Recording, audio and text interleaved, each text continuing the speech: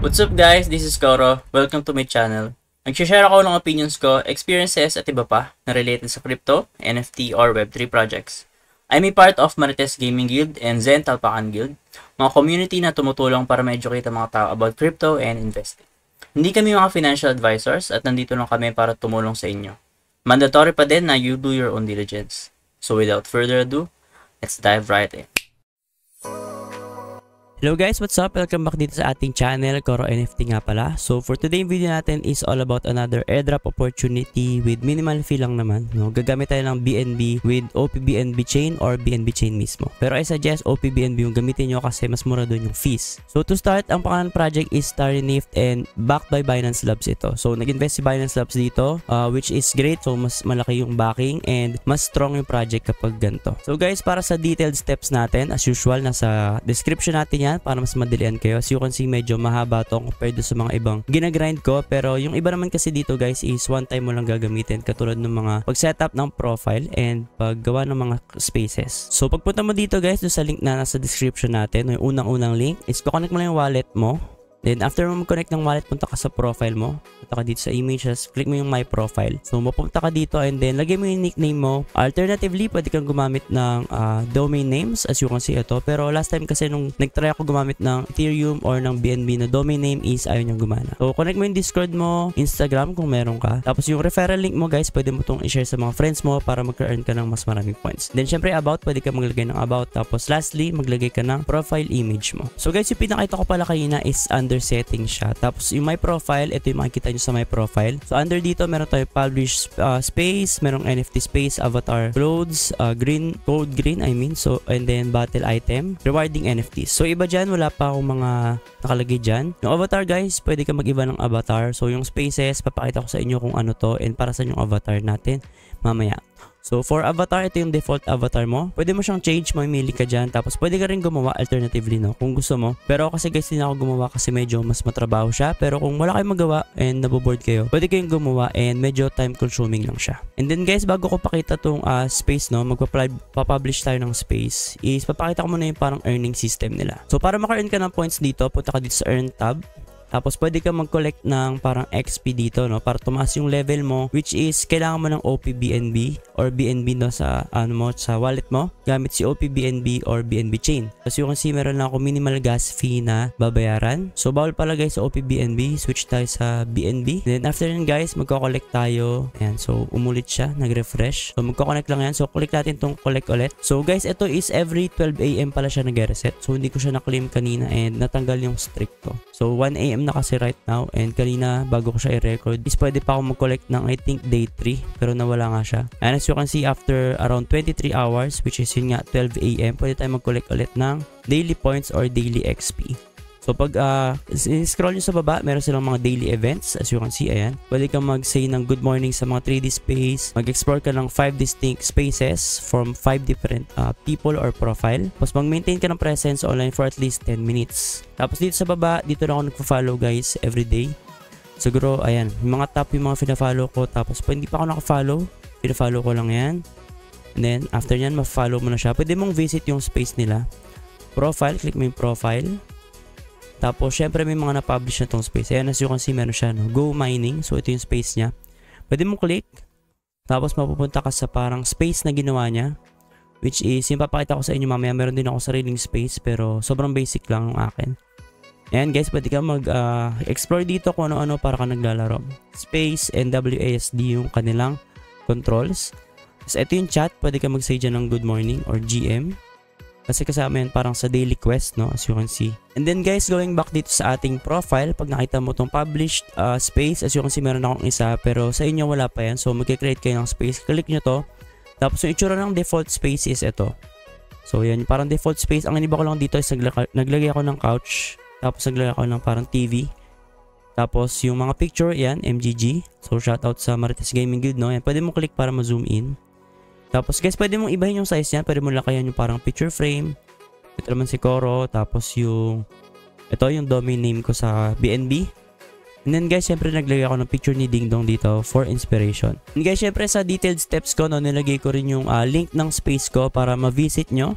Tapos pag nag-visit kayo guys, ang gawin nyo, patulad ng ginawa nito ni Just Me, Pagka-visit niya sa akin, na good morning siya dito, GM. Tapos nag-message siya ng mismong link ng spaces niya.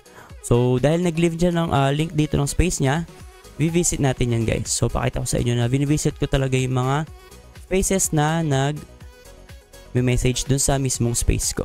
And after nyan guys, mag-explore ka lang, tapos click mo lang to, tapos type ka lang GM or kahit ano. Hindi naman kailangan talaga ng GM. Siguro once lang yun. Once a day lang yung GM na quest. Pero pwede ka mag-type ng kahit ano. Kunwari, kamusta? Ayan. Mababasa niyan guys once na nag-online siya or nag-login siya sa space niya. And then guys, going back dito sa ating steps. For example, kunyari natapos nyo na lahat ng mga mga steps. Meron ako nalagay dito na more points or more XP. So gagamit ka dito ng X1 testnet. So una natin gagawin guys is kukuha tayo ng OKB testnet token dito sa mismong website ni OKX. So as you can see, nandito tayo sa kanilang faucet. Ang gagawin nyo lang is ilalagay nyo dito yung mismong wallet address nyo. Tapos click nyo tong get02 OKB. So lalagay nyo lang to and then figure out nyo tong puzzle. So sobrang dali lang naman. As you can see, nag-claim na ako kanina and every 24 hours may limit ka lang na 0.02 OKB. Pero guys, maliit lang to kasi, and alternatively, pwede kang pumunta dito sa bridge ni OKX and nilive ko rin siya sa description natin. Pwede kang gumamit ng Sepolia testnet tapos i-bridge mo yung ETH papunta dito kay X1 testnet and then automatically magiging OKB na siya. If ever guys, wala nga pala kayong OKB or X1 testnet na network, pagka nasa BNB kayo, ang nakalagay dito is hindi bridge button. So nakalagay dito is switch to X1 testnet network. So kapag first time nyo siya klinik, automatically tatanungin ka niya kung gusto mong i-add yung X1 testnet token. So confirm nyo lang yon para automatically ma-switch kayo and ma-add siya sa inyong MetaMask wallet. After nyan guys, kunwari meron na kayong OKB, katulad nitong sa akin, meron akong OKB testnet token. Next natin gagawin is punta tayo dito sa faucet naman ni StarrySwap. So ang gagawin natin is i-claim natin to. So every 24 hours pwede ka mag-claim ng mga testnet tokens, which is USDT, USDC, DAI. Tapos itong dalawang token is nakalimutan ko yung pangalan. So nandito naman yung sa baba. Ayan. USDV. Tapos itong parang F is FDUSD. So itong PiUSD. So pakita ko sa inyo. I-claim ko siya and magbabayad tayo ng OKB token. So kailangan nyo talaga ng OKB token para dito. Ayan, as you can see, 0.025 OKB and mataas to guys kasi kung titignan nyo, ang makuha lang dito ay 0.2 OKB. So madaling maubos yan if ever wala kayo mismong OKB or hindi kayo nag-bridge from Sepolia to X1 testnet. So minsan guys, parang nagloloko siya. Ang gawin nyo lang is refresh nyo siya tapos try nyo ulit siya i-claim. If ever sobrang high nung gas fee, refresh nyo lang siya ulit. So once na ready na kayo, meron kayong OKB tapos meron kayong mga testnet dito testnet token from faucet ni StarrySwap. Punta kayo sa mismong swap nila na tab. Guys, as you can see, refresh lang natin to. So, makikita nyo dito, may balance na ako dyan. As you can see, 10k, 10k, puro tigta 10k guys yung balance ko dyan. Kasi kaka-claim ko lang kanina and wala pa ako mismong na-swap. So, ang gagawin mo lang dyan, so, ang gagawin lang natin guys is mag-swap tayo ng kahit ano or ilang beses no everyday. So, kunyari, ito USDT, 100 or 500, no? Approve. So, click natin yung approve and waiting for confirmation tayo. So, click natin itong next and then approve. So, as you can see, mapapalitan siya into PYUSD. So, dapat guys, ito nabawasan siya ng, so, refresh natin siya, no? So, dapat guys, USDT natin is nabawasan na siya. So, hindi pa agad siya na nababawasan kasi medyo mabagal ata yung transaction dito. So, na-approve naman siya. Pero refresh lang ulit natin. As you can see, medyo mabagal yung site nila, no? So, hindi agad siguro kumakagat yung mga transactions. So, dapat guys, sa mangyayari dyan is mababawasan na itong USDT natin na balance. Pag-click ko yan. And then, yung PYUSD natin is madadagdagan ng 500. Then guys, meron nga pala sila ditong isa pang parang option. Ito, multiple swap without price impact. So, hindi ko pa ito natatry. So, try natin ngayon. So, ito, click natin. Dalawa, no? Take 500. 500, ayan. Tapos, syempre guys, mamili ka ng currency. For example, ayan, automatic siyang mahati, no? So, 500. So, click natin to 500. So, hindi pala guys, pwedeng dalawa na magkabilang side. So, for example, gusto mo is multiple dito sa from. Tapos, dapat dun sa to mo is isa lang yung destination niya. Alternatively, pwede naman siguro marami dito. And then, isa lang dito sa side na from. For example, ito, lagay tayo 500. Then, approve natin siya, no? So click natin to, approve, next, approve. So as you can see, no, na-approve na siya. So pwede ko siyang swap. And then equally na de-divide siya dun sa mga sinelect kong testnet token. So divided by 3 kasi tatlo yung mismong sinelect ko. And then click ko lang tong swap.